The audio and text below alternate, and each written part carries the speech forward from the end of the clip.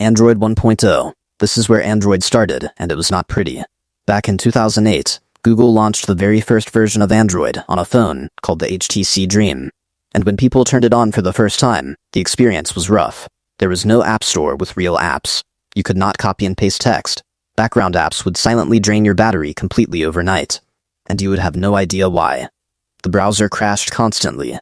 And the whole phone felt unfinished, like something that should have stayed in a lab for 6 more months before reaching real people. The reason this happened is simple. Apple had just launched the iPhone in 2007, and Google panicked. They needed something out fast. So Android 1 shipped before it was truly ready, just to have something on shelves. But here's the thing, without this messy, broken first version, nothing that came after it would exist. Every great Android phone you have ever used started here, with this. Android 3.0 Honeycomb. Most people have never even heard of this one, and the ones who have wished they had not. In 2011, Google decided to make a version of Android specifically for tablets. They called it Honeycomb, and when they showed it off, it looked incredible. The whole interface had this dark, futuristic, sci-fi feel, like something out of a Hollywood movie. People were genuinely excited. Then, it actually came out, and everything fell apart. The apps crashed constantly. The performance was laggy even on brand new hardware. Basic things just did not work properly, and Google made it even worse by locking the source code, which was a huge deal, because Android had always been open for anyone to use and modify.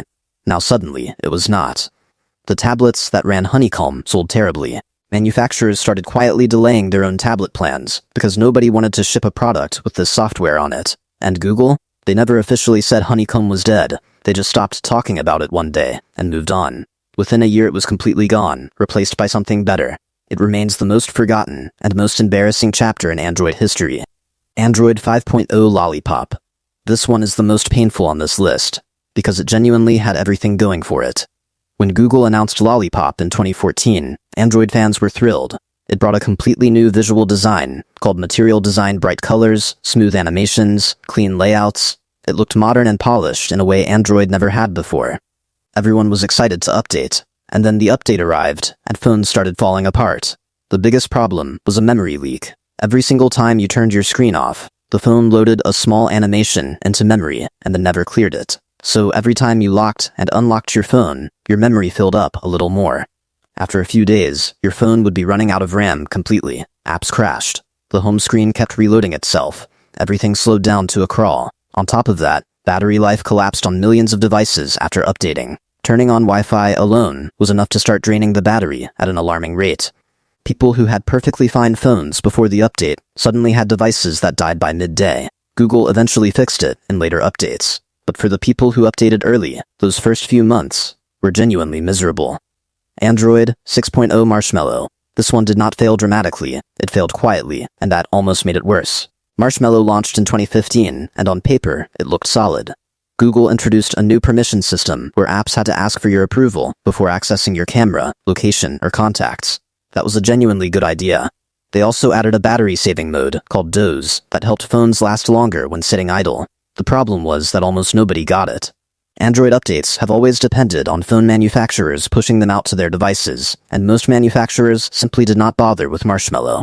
Budget phones never received it. Mid-range phones waited 6 to 12 months. By the time Marshmallow reached most users, Android 7.0 was already being announced. At its peak, only around 1 in 3 Android devices were actually running Marshmallow. The rest were stuck on older versions, with none of the improvements. It was a version that worked well, but reached too few people to matter, and that fragmentation problem was entirely Google's failure to solve. Android 12. This is the most recent failure on this list, and it affected more people than any of the others. Android 12 launched in late 2021 with the biggest visual redesign Android had seen in years. Google called it Material U, and the idea was that your phone's colors and interface would change automatically to match your wallpaper. It looked genuinely impressive in demos, but the launch was a disaster. Samsung paused its Android 12 update rollout because devices were breaking. OnePlus did the same. Pixel 6 owners, the people using Google's own phones, were reporting dozens of bugs. Then Google pushed a fix update in December that made the network connection on Pixel 6 phones even worse. Google pulled that update entirely, which almost never happens.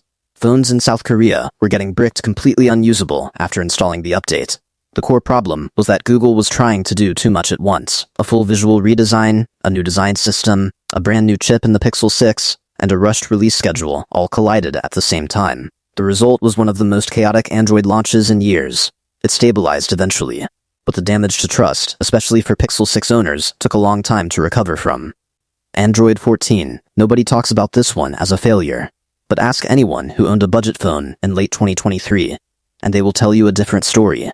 Android 14 launched in October 2023, and on flagship phones, it worked fine. Good performance, solid features, no major drama. But on certain Samsung budget devices, specifically some Galaxy A series phones with 8 GB of storage, the update caused something almost unbelievable. The phones stopped working. Internal storage became completely inaccessible after the update. Users could not open apps, they could not access their photos, some people lost data they had no backup of. Samsung acknowledged the issue and eventually pushed a fix, but for the people affected, the damage was already done. What made this worse is that budget phone users are exactly the people who cannot afford to just buy a new device when something goes wrong. These were not tech enthusiasts with backups and spare phones.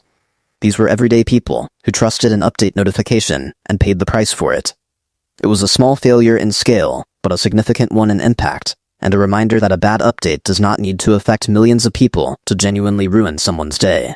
Every one of these versions failed for a different reason.